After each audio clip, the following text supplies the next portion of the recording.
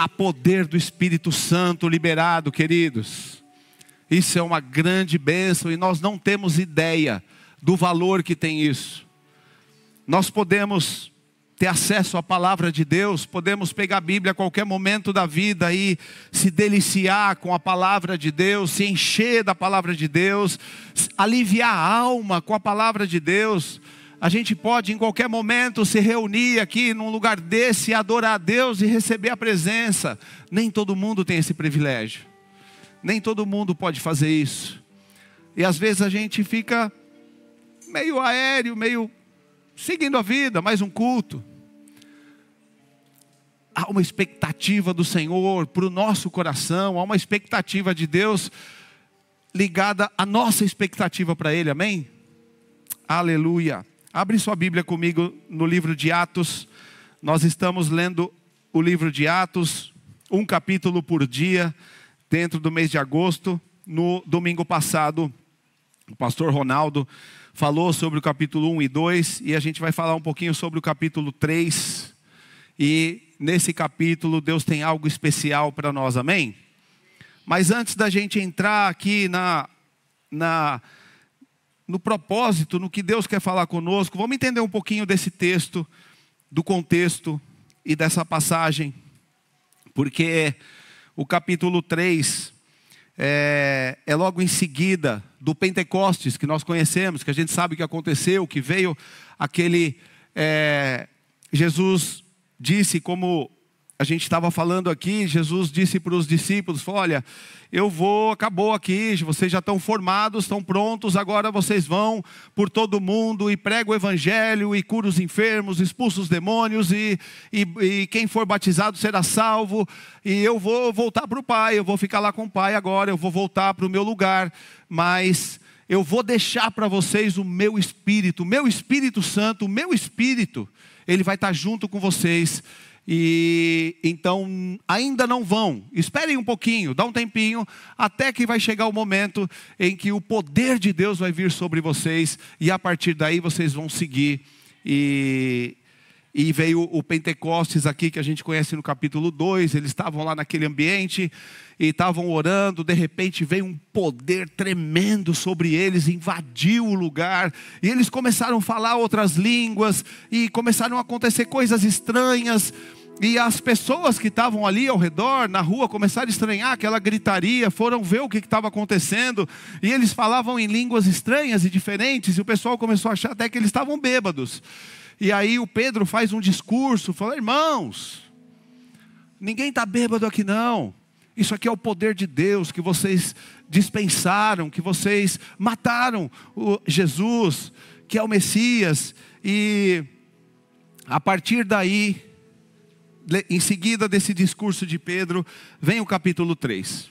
E aí, a gente vai ler aqui o capítulo 3, lê comigo aí, Atos capítulo 3, diz assim: certo dia, por volta das 3 da tarde, Pedro e João foram ao templo orar. Um homem aleijado de nascença estava sendo carregado. Todos os dias ele era colocado ao lado da porta chamada Formosa, para pedir esmolas a quem entrasse no templo. Quando ele viu que Pedro e João iam entrar, pediu-lhes dinheiro. Pedro e João se voltaram para ele. Olhe para nós, disse Pedro. O homem fixou o olhar neles, esperando receber uma esmola. Pedro, no entanto, disse, não tenho prata nem ouro, mas lhe dou o que eu tenho. Em nome de Jesus Cristo, o Nazareno, levante e ande.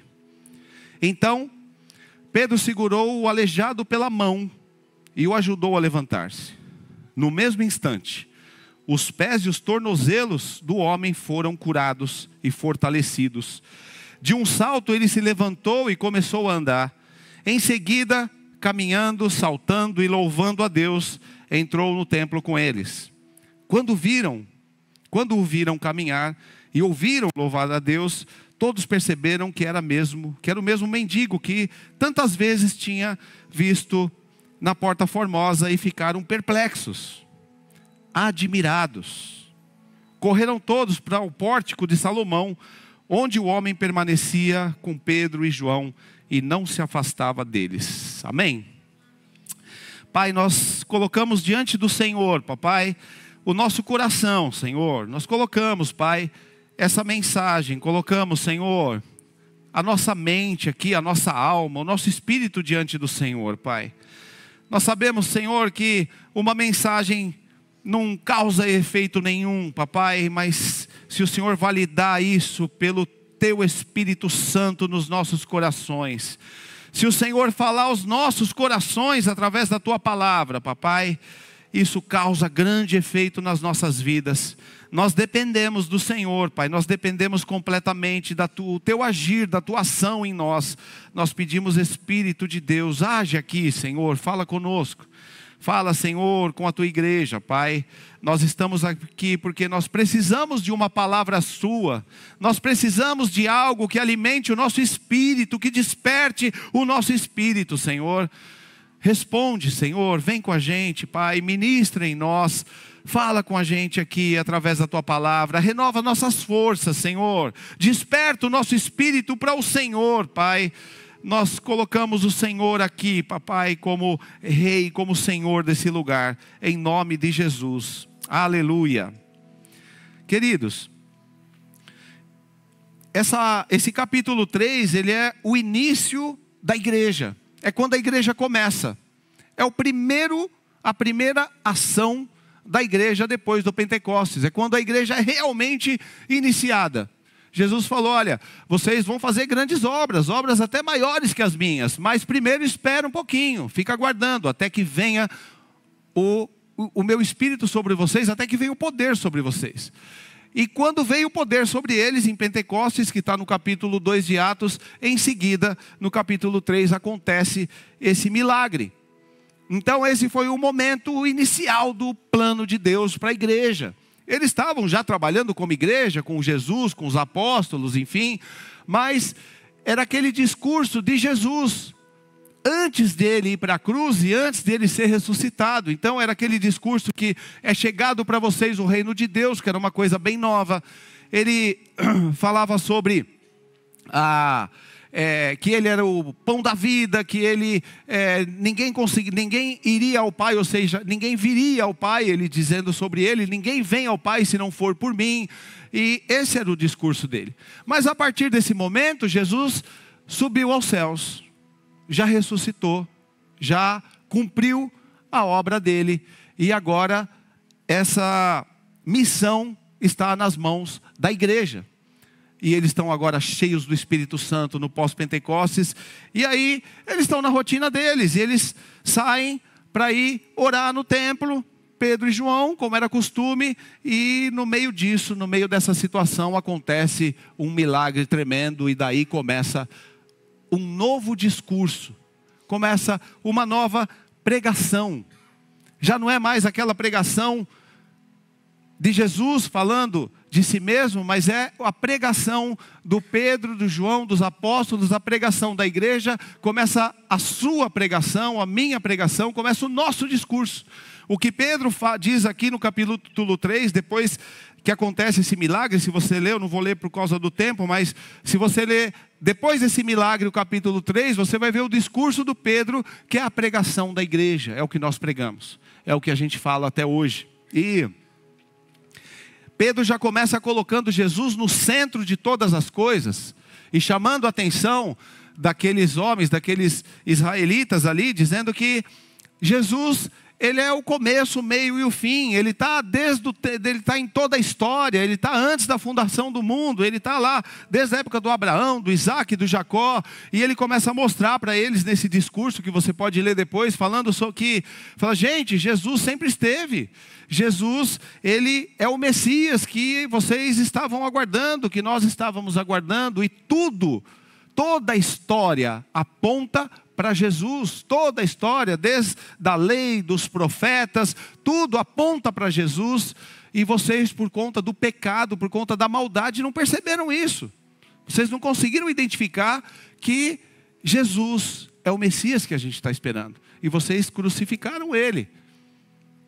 E agora ele ressuscitou, como nós sabemos, e ele subiu aos céus. E isso que vocês estão vendo aqui não tem a ver comigo, nem com Pedro, nem comigo, nem com João. É o Espírito Santo, é o poder de Deus, é o nome de Jesus que está fazendo isso. Amém? E desse discurso a gente destaca aqui 5 pontos principais. Primeiro é o milagre, é o poder de Deus, é o sobrenatural que está à nossa disposição, como Pedro e João mostram ali naquela situação, aquele homem aleijado há tanto tempo, e ele é milagrosamente, instantaneamente curado, sobrenatural, o poder de Deus através do nome de Jesus. O nome de Jesus, há poder no nome de Jesus, amém? Você tem usado o nome de Jesus? O pastor Misael está ministrando toda terça-feira sobre intercessão, batalha espiritual. E nessa terça-feira ele falou sobre o nome de Jesus.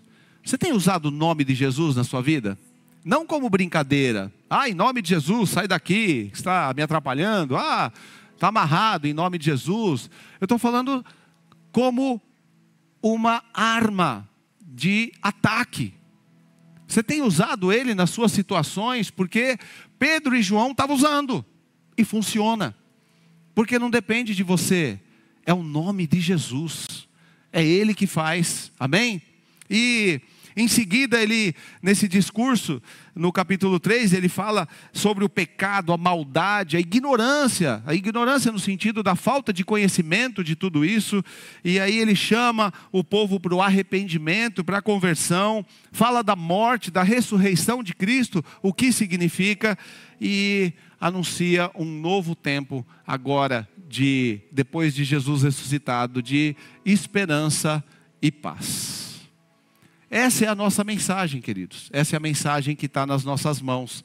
Esse é o poder de Deus que está nas nossas mãos, que está à nossa disposição, assim como estava ali nas mãos de Pedro e João.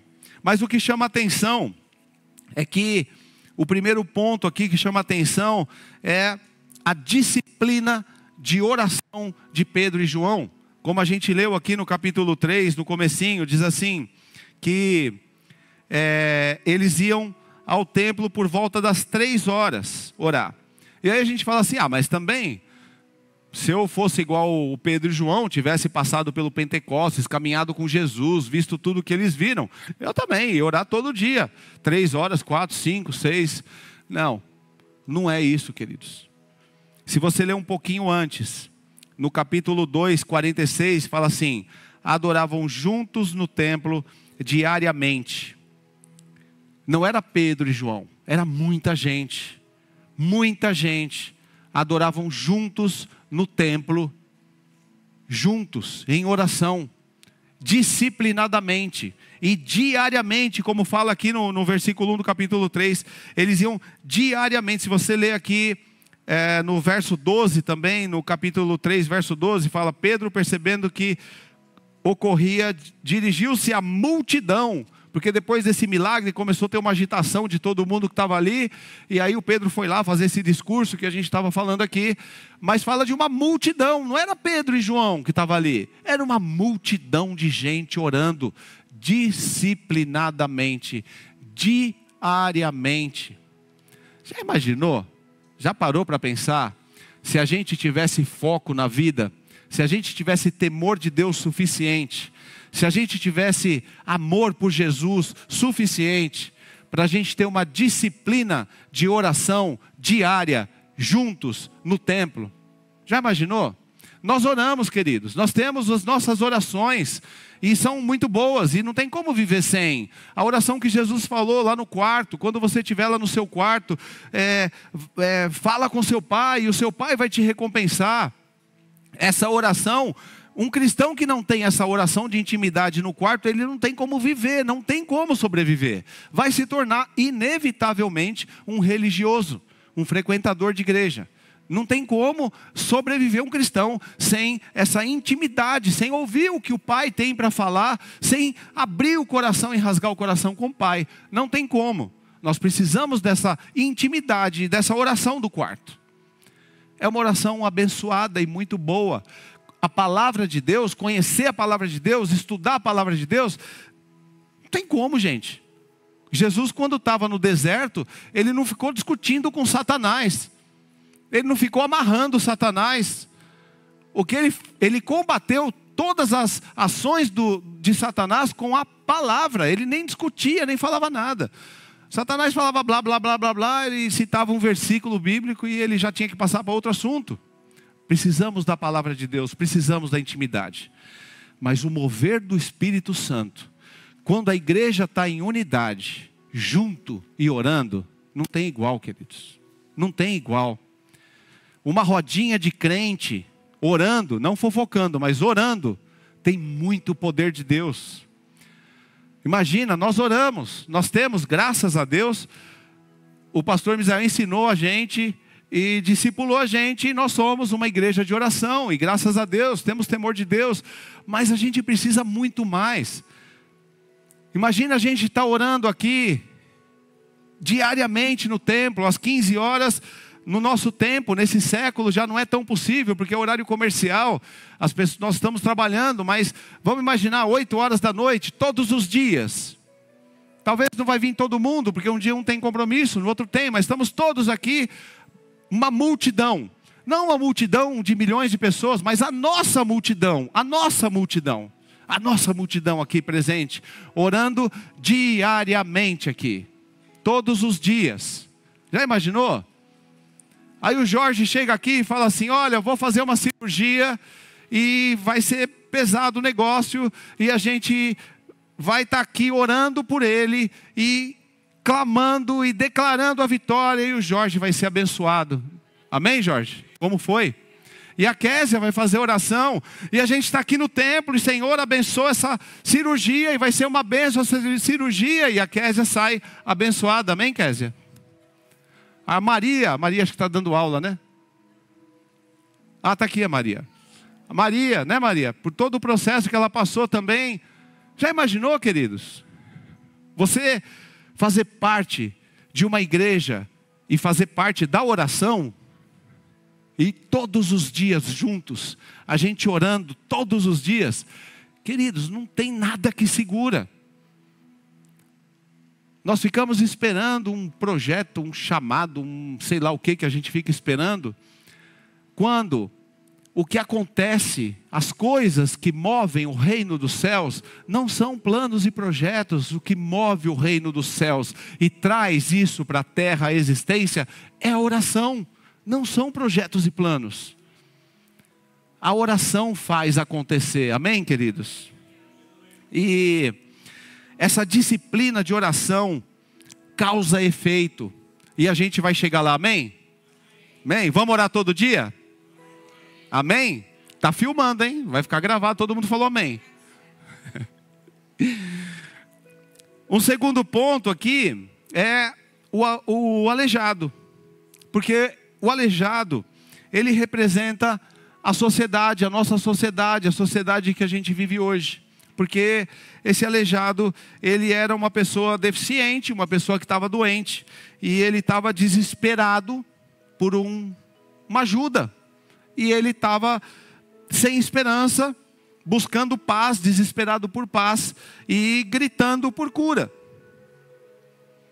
Mas na verdade, ele não conseguia enxergar o que ele precisava realmente. Ele enxergava que o que ele precisava era uma esmolinha para comprar o almoço, a janta, era o que ele queria. A nossa sociedade hoje está assim, queridos, exatamente como ele. Porque a gente vê as pessoas com o rosto alegre e feliz nas redes sociais, e felizes, e mostrando festas, e mostrando tudo o que a gente vê aí nas redes sociais. Mas isso mostra o vazio que existe dentro, o desespero dessas almas. Elas não estão fisicamente aleijadas, mas espiritualmente mancas, aleijadas completamente, porque o baile funk, as viagens, os restaurantes e sei lá, todas as coisas que a sociedade costuma fazer são boas, não é pecado, tudo bem. Agora, o problema é que as pessoas buscam a solução para o vazio da alma, para esse desespero da alma, através dessas coisas. E elas aliviam durante 1 hora, 2 horas, durante um fim de semana. Mas em seguida de acabar o evento, ou seja lá o que ela foi participar, volta tudo outra vez. Porque a única solução que existe para a criatura de Deus é o que vem do Criador. A única solução para a nossa alma, quem tem, é quem criou a nossa alma, quem nos deu o fôlego de vida. Só Ele tem o que conserta, o que transforma, o que enche, o que satisfaz. O outro elemento dessa situação que aconteceu ali, desse episódio, é Pedro e João. E Pedro e João representa eu e você, representa a igreja, representa cada um de nós. Porque Pedro e João tinham a esperança para aquele homem. Eles não tinham esmola para dar para ele, mas tinha algo muito maior e muito mais profundo. Pedro fala para ele, fala, olha, eu não tenho aí a esmola que você está precisando, um dinheirinho para te dar, eu não tenho. Você quer prata e ouro. Eu não tenho prata e ouro. Mas eu tenho algo muito maior para você. Eu tenho algo que vai transformar essa dor interna que tem dentro de você, esse vazio. Eu tenho algo que vai mudar a sua forma de enxergar a vida, que vai te dar outro prisma, que vai te dar outro horizonte, que vai trazer esperança e vai trazer paz no seu coração. Isso eu tenho para te dar. E aí a gente fica pensando, puxa, mas é tão difícil fazer isso. Não sei se eu consigo fazer isso, porque a gente já sabe que nós, eu e você, nós somos a esperança para o mundo. A igreja é a esperança do mundo. E aí você fala assim, você está brincando, eu sou a esperança para o mundo está na roça então. Se depender de mim, olha para mim, como que eu posso ser esperança para o mundo? Realmente, queridos, quando a gente olha para nós, a gente vê tantas falhas, a gente vê tanta bagunça na alma, na cabeça, a gente vê em nós seres humanos fracos, falhos, pecadores, tantas coisas, tanta orgulho, hipocrisia, vaidade, mentira. É o que nós somos isso. Vasos de barro. Mas sabe o que a Bíblia diz? A Bíblia fala assim, que nós somos tesouros em vasos de barro. Tesouros em vasos de barro. Isso quer dizer que você e eu, nós somos exatamente o que nós pensamos sobre nós. Tudo de ruim que nós pensamos sobre nós, nós somos isso mesmo. Mas Jesus, quando subiu aos céus, Ele derramou dentro de nós um tesouro, o Espírito Santo de Deus. Você é um tesouro em vaso de barro. O Pedro e João eram um tesouro em vaso de barro.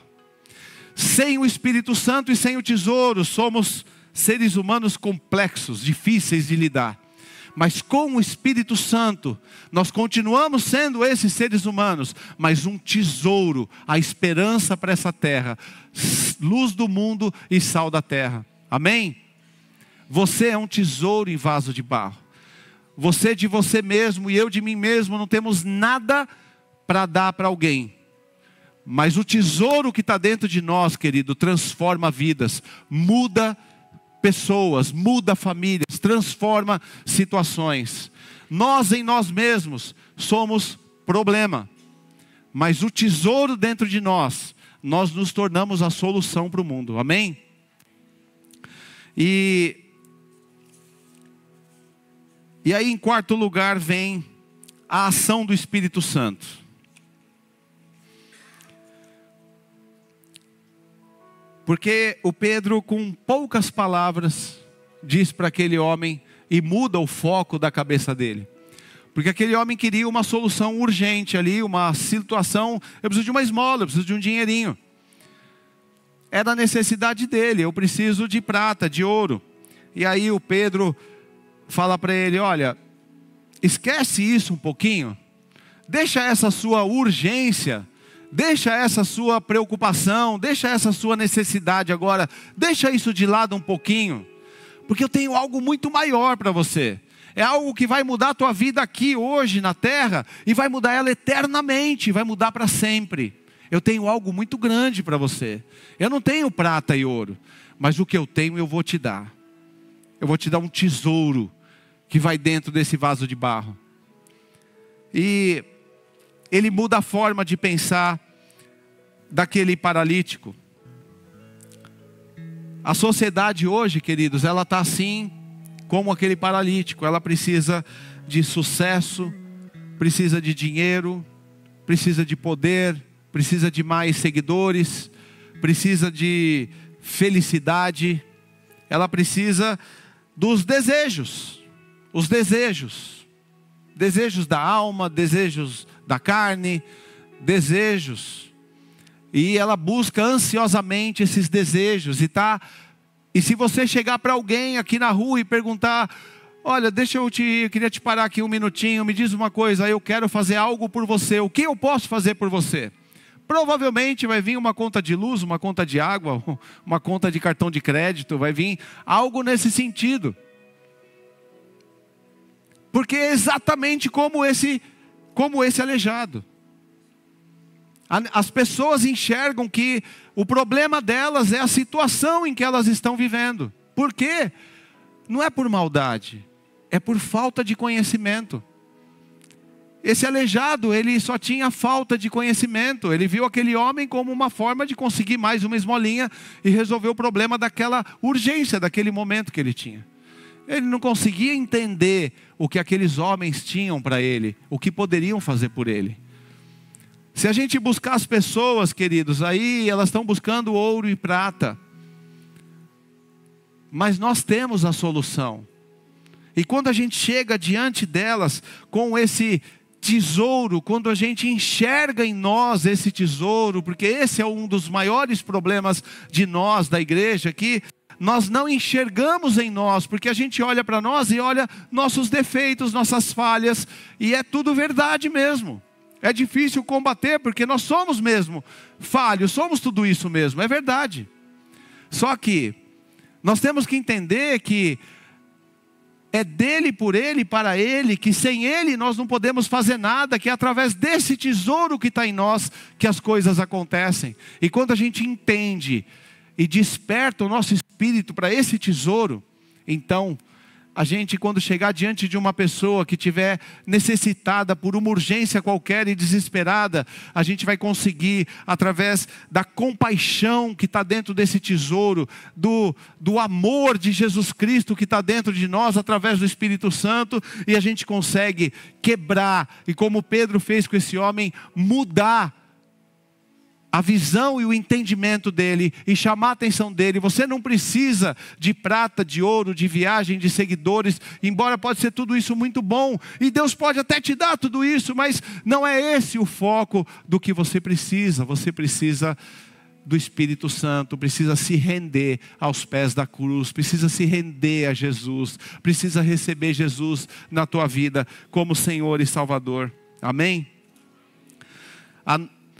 Quando nós fazemos isso, queridos, a gente vê ao nosso redor o que aconteceu, que nós lemos aqui: cura, transformação, paz, esperança, salvação, alívio para a alma. Coisas novas acontecem ao nosso redor e na vida das pessoas. Algo novo aconteceu naquele lugar. Aconteceu algo novo naquele lugar, na porta do templo, onde aquele homem estava pedindo esmola. Algo novo aconteceu na vida daquele homem. Coisas novas aconteceram. E você imagina o coração do Pedro e do João, depois de ver aquela cura. A Bíblia não fala isso, mas imagina o coração do Pedro e do João, como é que ficou de ter sido usado por Deus para transformar uma vida, fazer um milagre desse. É a prova da existência desse tesouro dentro deles, que está em nós também.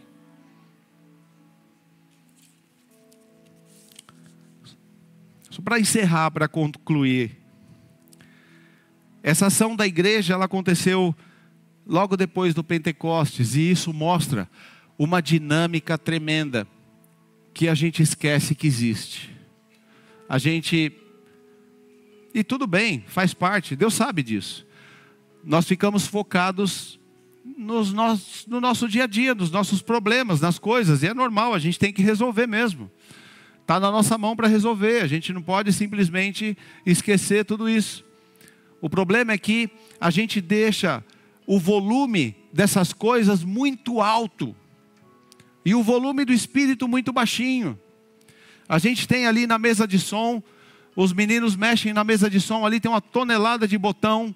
E ali eles têm que regular, porque senão a guitarra fica muito alta, o baixo fica muito baixo e a bateria cobre alguma coisa. Então eles ficam ali com um monte de botão equalizando para que fique tudo uniforme. E a gente tem que fazer a mesma coisa, a gente não faz, nós deixamos o volume dos problemas, das aflições, dos sonhos, dos desejos, isso num volume altíssimo, gritando na nossa mente, na nossa alma, deixando a nossa alma desesperada, aflita. A gente deixa isso alto e o volume do Espírito Santo baixinho. No domingo à noite a gente dá uma equalizada, mas chega na segunda de manhã, já volta de novo.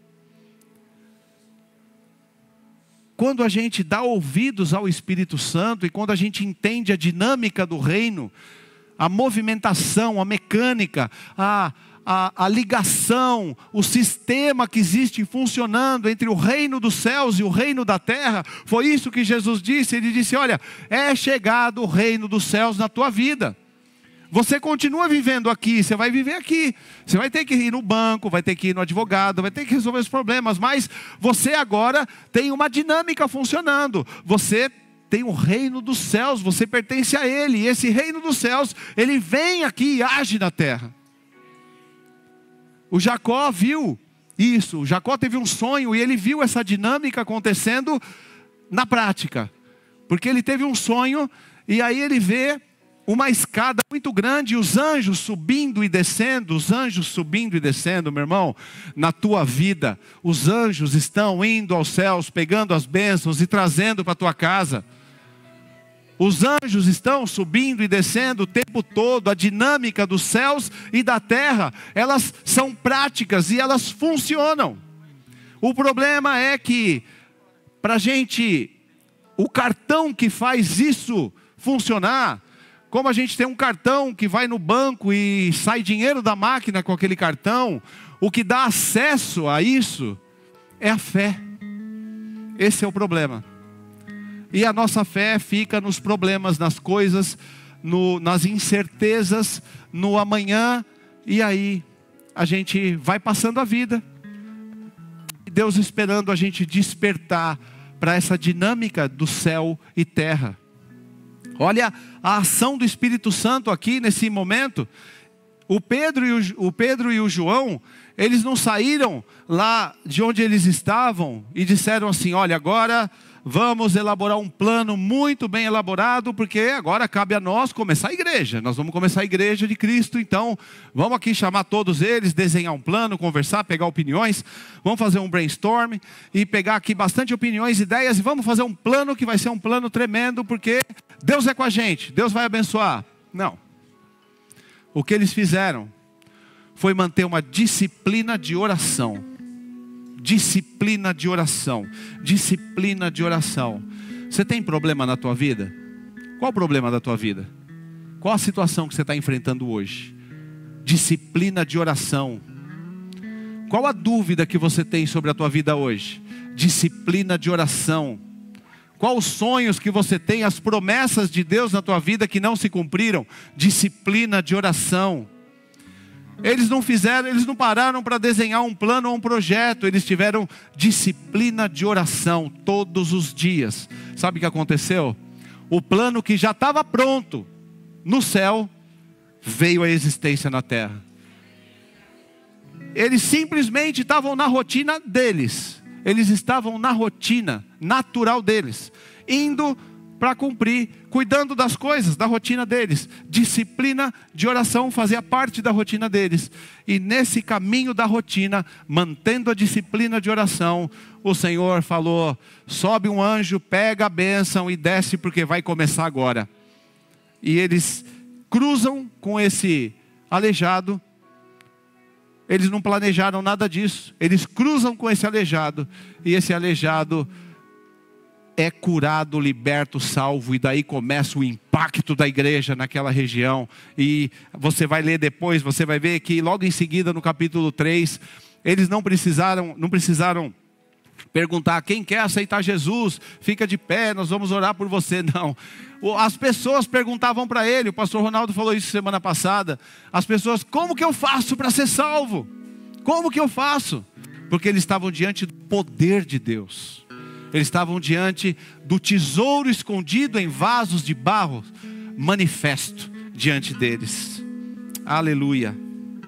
A igreja em oração, queridos, ela causa um efeito tremendo.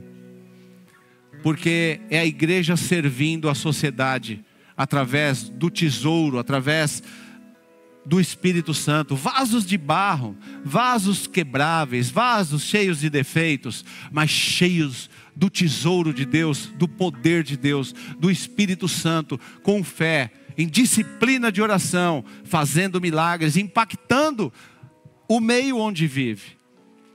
O Pedro disse para ele assim, falou para aquele pro aleijado, falou para ele assim, o Pedro poderia, naquele momento, talvez isso aconteça nas nossas vidas, porque foi uma ação do céu para aquele momento. O Espírito Santo agiu e colocou aquele aleijado diante do Pedro, porque o Pedro e o João, eles oravam todos os dias no templo, todos os dias. Por que que nesse dia eles cruzaram com esse aleijado, que também a Bíblia diz que estava lá todo dia? É o momento do agir do Espírito Santo.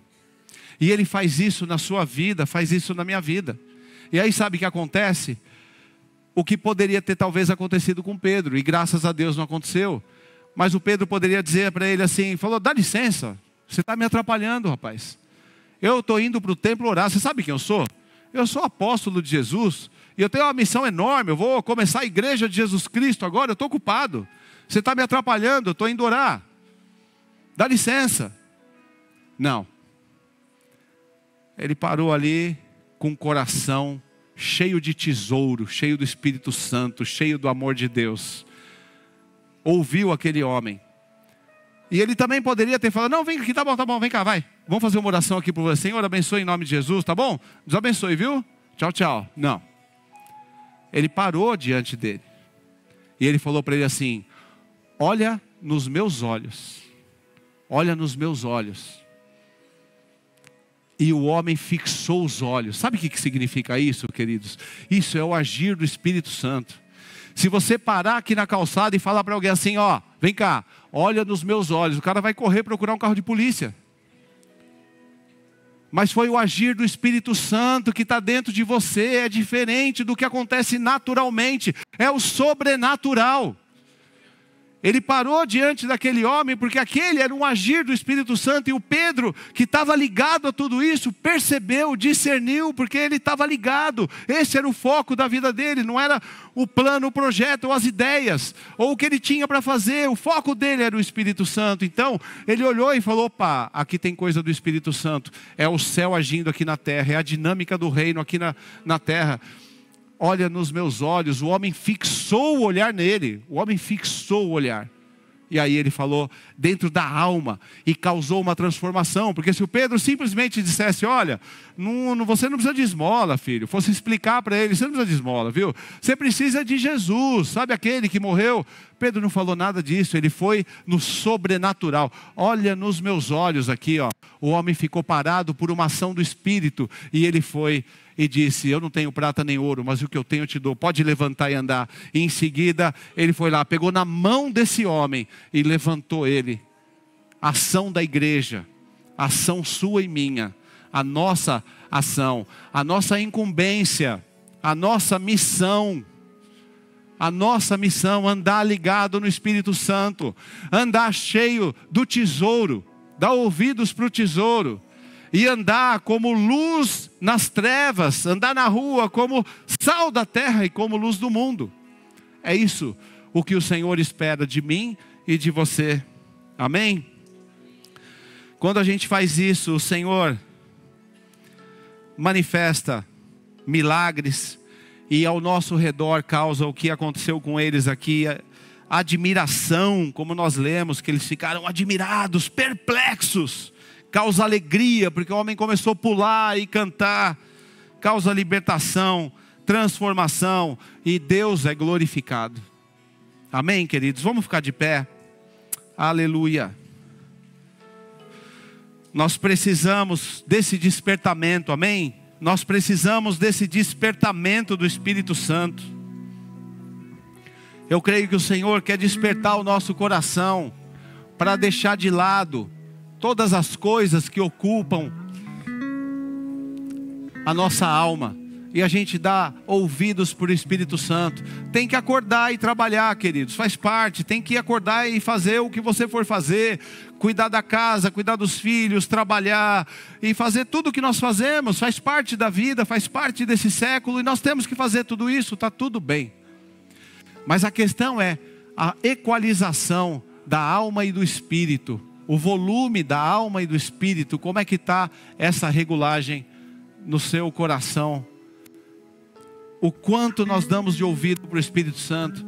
Eu fico pensando, queridos, e me dá dor no coração quando eu fico imaginando quantos aleijados aleijados de alma, aleijados de emoções, aleijados de necessidades, quantos aleijados já passaram por mim, e talvez eu tenha feito uma oração e saído, ou talvez eu tenha dito, dá licença, eu estou ocupado agora, não posso te atender. Ou talvez eu tenha respondido para ele, é verdade, a vida é difícil, né? Não é fácil não, realmente, viu? Tá difícil, hein? Tá fácil não. Eu fico imaginando o Espírito Santo olhando para mim e falando, filho, quando você vai olhar para mim? Quando você vai deixar eu falar mais alto no teu coração? Não no culto, não nas horas de oração, mas no dia a dia da tua vida, por onde você anda e por onde você passa. Eu quero colocar em prática na tua vida a dinâmica dos céus na terra, através da tua vida. Usar tuas mãos, usar a tua boca, usar o teu coração, usar o tesouro que eu coloquei dentro de você, colocar ele em prática, transbordar esse tesouro. Aleluia.